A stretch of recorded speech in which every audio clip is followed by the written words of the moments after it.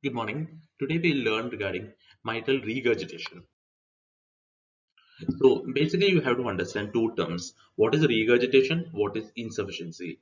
Regurgitation means just the direction of flow. That means it's going backward from the left ventricles to the left atrium or from aorta to the left ventricles. That is the direction of flow. While incompetency or insufficiency means that a valve is not working. That is something to do with anatomical issue of the valve. Regurgitation is to do with a dynamic direction of flow. Regarding the causes of mitral regurgitation, it can be anything starting from the mitral valve annulus, leaflet, chordae tendineae, papillary muscles, anything. As usual, these are things which you should just by heart it. I am not wasting time on this. I would like to stress regarding post-coronary artery mitral regurgitation. Post-coronary artery mitral regurgitation happens because the papillary muscles of the mitral valve are supplied by coronary arteries, where we have the anterior papillary muscles, which is supplied by left anterior descending artery most commonly, and occasionally by the marginal branch of left circumflex artery. And posterior papillary muscles, which is supplied by posterior descending artery, that is a branch of right coronary artery. So whenever you have a coronary artery disease affecting any of these two arteries, these arteries, since they supply the papillary muscles also, the papillary muscle can also go ischemic or necrosed and result in a mitral regurgitation due to damage in the papillary muscles. This post-coronary artery mitral regurgitation can be temporary or permanent. Most cases it is temporary. They may resolve soon as you treat your coronary artery disease. Sometimes in more than 10% cases, they can remain as a permanent post-coronary artery mitral regurgitation. Pathophysiology of mitral regurgitation. This is very important. In mitral regurgitation, what happens is that initially, the cardiac output decreases and end diastolic volume of the left ventricles increases. Left ventricular eccentric dilatation happens. What is that? Initially, whenever there is a mitral regurgitation, the blood which was supposed to go through the aorta, portion of that blood gets regurgitated into the left atrium. So the amount of blood which is emptying from the left ventricles into the aorta will decrease. So initially there can be a mild decrease in the cardiac output. And during the diastolic phase, all this blood which was regurgitated back into the left atrium will come down into the left ventricles and collect in the left ventricles during the diastolic phase of the left ventricles. So what happens? The left ventricles goes dilated. As a result, there is an eccentric dilatation of the left ventricles during the diastolic phase. So, in mitral regurgitation cases, you can have a shifted outwards, laterally shifted apex because of the eccentric dilatation of the left ventricles. The left atrium dilates because of the regurgitation. As the disease progresses, what happens is that in the initial part itself, what happens is that since the blood which is collected in the left ventricles will cause something known as stretching of the left ventricles by Frank-Starling law. Whenever there is a stretch of the left ventricles of the heart muscles within the physiological limit, there is a forceful contraction, that is Frank-Starling law, but it should be within the physiological limit. So initial stages, since the blood gets accumulated in the left ventricles, it causes a stretch of the left ventricles. The following contraction will be forceful. As a result, initial stages, it results in a compensation of the mitral regurgitation. The cardiac output gets compensated. This is known as compensated mitral regurgitation. But as a result of this forceful contraction, the patient can complain regarding palpitation that results in palpitation. Later, this stretching of the left ventricles goes beyond the physiological limit. At that time, the forceful contraction doesn't happen. That is known as decompensated mitral regurgitation. At this stage, the cardiac output will be compromised so much. As a result, patient will complain of increased fatigability. Later stages, where the left atrial pressure increases, this increased left atrial pressure will reflect into the pulmonary circulation. The pulmonary circulation will have increased blood back pressure and cause pulmonary artery hypertension and dyspnea. This pathophysiology of mitral regurgitation is very important. Clinical features of mitral regurgitation. So earliest symptom of mitral regurgitation can be just a palpitation or fatigue. Fatigue or palpitation can be the earliest symptom of mitral regurgitation. Hemoptysis, unlike mitral stenosis, in mitral regurgitation it is very rare and it happens only if there is an acute MR. Acute MR happens only in the setting of an coronary artery disease, ACS, acute coronary syndrome, following which you have an papillary muscle necrosis, you can have an acute MR. So only in such cases you can have an hemoptysis. Otherwise, usually hemoptysis is rare in case of mitral regurgitation because you do not, the back pressure coming to the pulmonary circulation doesn't happen in the initial stage. It happens only during a chronic mitral regurgitation. So the pulmonaries are spared in case of mitral regurgitation in the initial stages. So in mitral regurgitation, hemoptysis, pulmonary artery hypertension, all those things are rare. About pulse, pulse will be wide pulse pressure will be there because the in case of mitral regurgitation, the systolic pressure will increase and the diastolic pressure will be decreased, and you have a wide pulse pressure. Apex beat, you know the apex will be shifted outwards and laterally, and there will be hyperdynamic apex beat because due to Frank Starling law, the heart is going to contract so forcefully. Parasternal heave also you get due to the same reason. And P2, you will not hear a P2 because P2 indicates raised pulmonary artery hypertension. As you know, in mitral regurgitation, raised pulmonary artery hypertension happens only during the later stages. And regarding S1, you know S1 will be soft in case of mitral regurgitation because S1 is something to do with your mitral valve. And you know S1 is loud only if there is a stenosis. And here in mitral regurgitation, S1 will be soft. And regarding S2, S2 is to do with your aortic valve and pulmonary valve. The split of S2 is due to aortic component and pulmonary component. In case of mitral regurgitation, since the blood available in the left ventricles has been reduced due to regurgitation, the aortic valve closes early. So the split of S2 will be widened in case of mitral regurgitation because your A2 comes early, so your S2 split will be widened. And S3, why does S3 happens? S3 happens due to increased ventricular filling. So in case of mitral regurgitation, since the amount of blood which is being regurgitated into the left atrium during the diastolic phase, they will forcefully come down into the left ventricles. So left ventricles filling will increase. So the S3 will be heard in case of mitral regurgitation, especially during the later stages or advanced mitral regurgitation disease. Or if there is a left ventricular failure, you can hear an S3. And S4, S4 happens due to rapid atrial filling and atrial contraction against a stiff left ventricles. So same thing, you know, in case of left ventricular failure, if it happens in case of mitral regurgitation, you will hear an S4 because your atrium is going to contract against a failed left ventricles. Opening snap is not heard in mitral regurgitation, it is heard in case of mitral stenosis. And about the murmur, the primary murmur will be a pan-systolic murmur. Why pan-systolic murmur?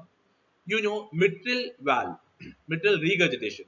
Regurgitation is something to do with your closure. And when does mitral valve close? Mitral valve should close during the left ventricular systole. So, mitral regurgitation, you have a systolic murmur. Why? The regurgitation is a disease of closure and mitral valve should close during the systole of left ventricles. So, mitral regurgitation murmur will be a systolic murmur. Why is it pan-systolic murmur? It is because left ventricular pressure is around 100 to 120 and your left atrial pressure is around 20. So the gradient is very large, 80 to 100 will be the gradient. Since the gradient, the pressure difference is very large, the blood will be regurgitating from the left ventricles to the left atrium from the beginning till the end of your left ventricular contraction or left ventricular systole since the gradient is large. That is why you have a pan-systolic murmur in case of mitral regurgitation. And the site of the murmur is your apex, you know.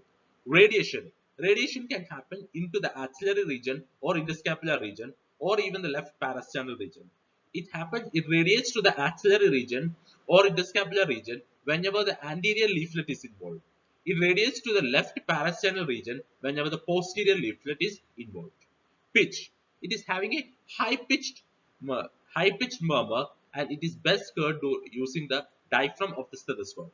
The murmur becomes high pitched whenever there's the increased flow happening, and it is best heard using the diaphragm because the diaphragm is best for hearing high pitched murmur while the bell is best for hearing low pitched murmur. The reason is diaphragm is having a property of cancelling the low pitched sounds, and it will conduct only high pitched sounds, while the bell, it will not cancel the low pitched sounds.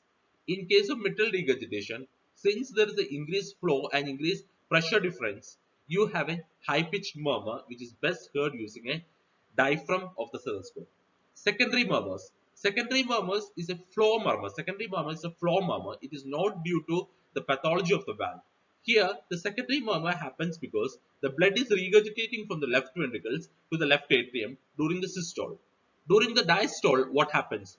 All this blood which was regurgitated from the left ventricles to the left atrium will come down to the left ventricles from the left atrium during the diastolic phase. So during the diastolic phase, the blood passing through the mitral valve will increase. The quantity of blood passing through the mitral valve will increase, and it will flush down through the mitral valve. So during the diastolic phase, you have a mid-diastolic murmur you hear in case of as a secondary murmur.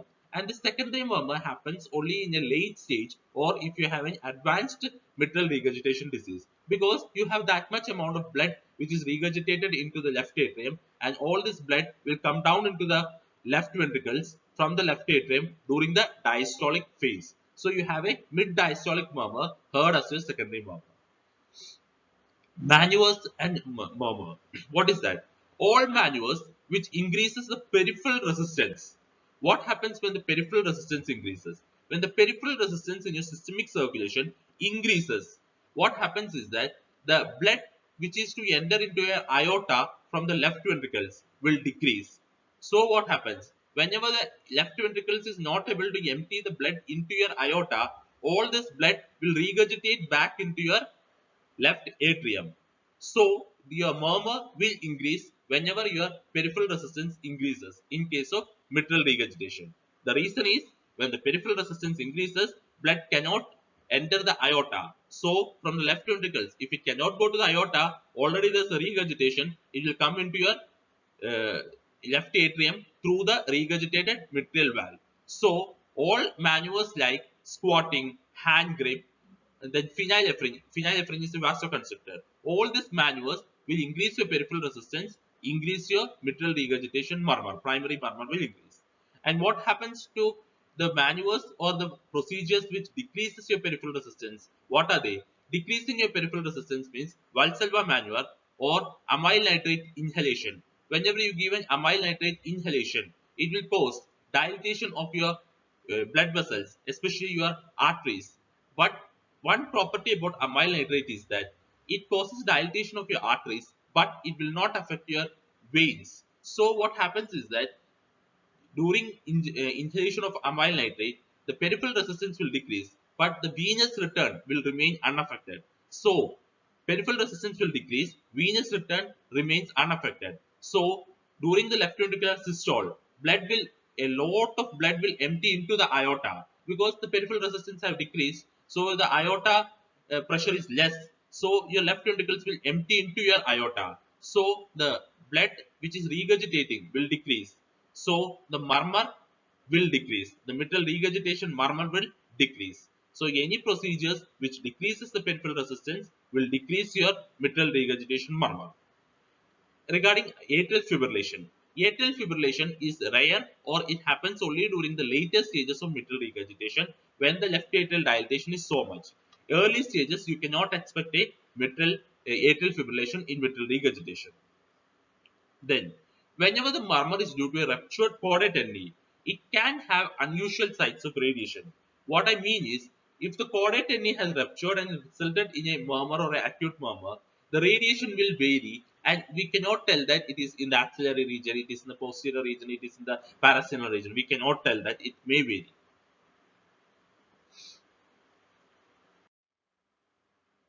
Now, these are some of the shapes which you get in case of a mitral regurgitation murmurs. Which are they? Most commonly, it is A and B which you get as the shape of the murmur. What is the pattern of the murmur? A is a pansystolic murmur, B is a crescendo decrescendo murmur. Most commonly you get A, sometimes you get B also. B other shapes can also happen in mitral regurgitation, but it is rare. Now, high gradient murmurs with little flow produces a high pitched sound. You know, in case of mitral regurgitation, the gradient is very large, so you have a high pitched sound. While it is a high flow, low gradient murmurs, it causes a low pitched murmurs. Regarding the clinical severity of mitral regurgitation. So, if the apex plate is shifted more outwards, that means that the left ventricles have dilated so much, you have a severe disease. If there is a systolic thrill is due to a palpable murmur which you can hear, that means your disease is more severe. A palpable murmur is the disease is more severe. Then wide split of S2. What happens if there is a wide split of S2? Wide split of S2 is due to more amount of blood have regurgitated. So the aortic valve closes early. So your disease is more severe. Then left ventricular S3 indicates that there is a more severe disease. Presence of flow murmur, that is mid diastolic murmur, that is your secondary murmur, indicates your disease is more severe. Here, what you have to note is that it is not your primary murmur, it is not your pansystolic murmur, which is a criteria of severe MR, but it is your presence of flow murmur or your secondary murmur, which is a criteria for your severe MR. Then there are some conditions where mitral regurgitation, in spite of being severe, it can remain silent. They are: one is the patient is obese or he is emphysematous, where the conduction of the sounds will be altered. Then, if it is due to a prosthetic valve MR, that is, you have a prosthetic valve and the prosthetic valve dysfunction has created an MR, that can result in a silent MR. Papillary muscles have ruptured acutely. That can result in a silent MR even if it's a severe MR. Then soft MR murmur can disappear during a pregnancy. Why? During a pregnancy, there is a peripheral vasodilatation. Since there is a peripheral vasodilatation, there is a flow in the systemic resistance. There is a fall in the systemic resistance. As a result, like I told you regarding the maneuvers, what happens is that the blood will enter the aorta so quickly. So the amount of blood which is regurgitating into a mitral aortic atrial left atrium will be decreased. So in case of pregnancy, even if you have a severe MR, the murmur can be soft because of decreasing peripheral resistance. Then, what are the other causes of left-sided murmur? I told you left-sided murmur, systolic murmur, pansystolic murmur due to mitral regurgitation. Other pansystolic murmur or systolic murmur are due to ventricular septal defect.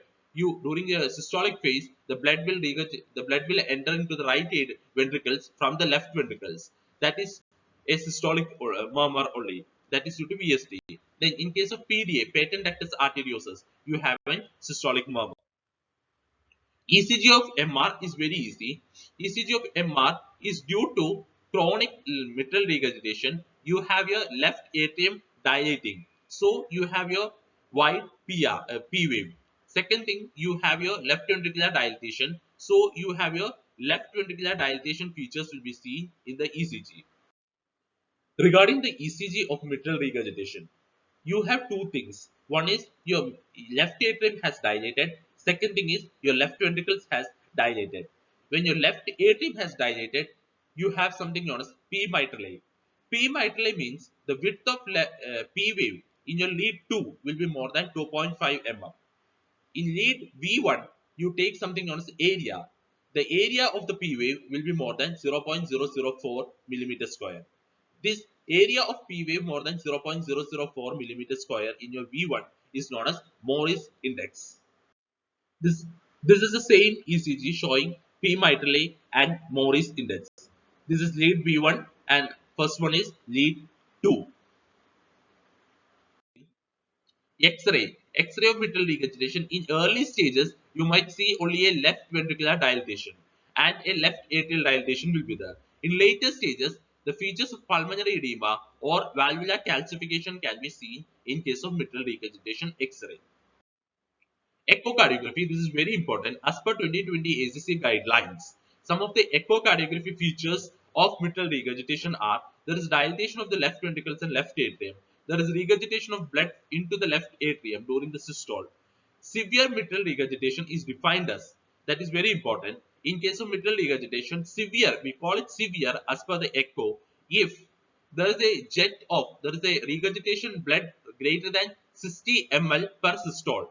There is more than 60 ml of blood which is regurgitated from the left ventricles to the left atrium during the systolic phase. That is known as severe mitral regurgitation. Or the central jet of blood, that is central jet means the blood going to the center of the mitral valve, that is the central jet of blood. That jet of blood should be more than 40%. This is the treatment of mitral regurgitation. This is very important. One thing you should understand is that mitral regurgitation, we address a mitral regurgitation only if echo or clinically you have features of severe mitral regurgitation. Then, if that is the next thing you have to do is you have to look for the clinical features or the clinical symptom. Breathing difficulty should be classified as NYHA grade 1, 2, 3, 4. If it is NYHA grade 3 and 4, the patient needs mitral valve surgery. If it is NYHA grade 1 or 2, again look into two things. Is there atrial fibrillation? What is the left ventricular ejection fraction? Ejection fraction means amount of blood which is ejected from the left ventricles. So if there is atrial fibrillation and if the left ventricular ejection fraction has decreased, that is left ventricle, the cardiac output is affected, in that case we should go ahead with mitral valve surgery. But even though it is severe MR, but the NYHA is 1 or 2 and there is no AF or the left ventricular ejection fraction is greater than 60%, you can wait and watch and observe the patient. And what is this mitral valve surgery? Mitral valve surgery is two types. It can be mitral valve replacement or it can be mitral valve repair. Mitral valve repair, in case of mitral regurgitation, always we prefer mitral valve repair rather than mitral valve replacement. Mitral valve replacement is done only if there is a calcified valve or there is a rheumatic MR or if there is a failed repair or if there is MS with MR. Only in such cases we will do mitral valve replacement. Mitral valve replacement can be two types. It can be short incision surgery or a large incision surgery. Short incision surgery is around 2 to 4 inch incision is put in your parasternal region. Large incision surgery is 6 to 8 incision is being put.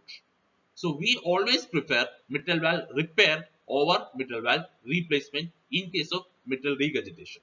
While when I was teaching about mitral stenosis, I told we always prefer replacement. So with this, let us end the topic regarding mitral regurgitation. Again, I tell you, depend on God and do your best. Lord will help you all. Thank you.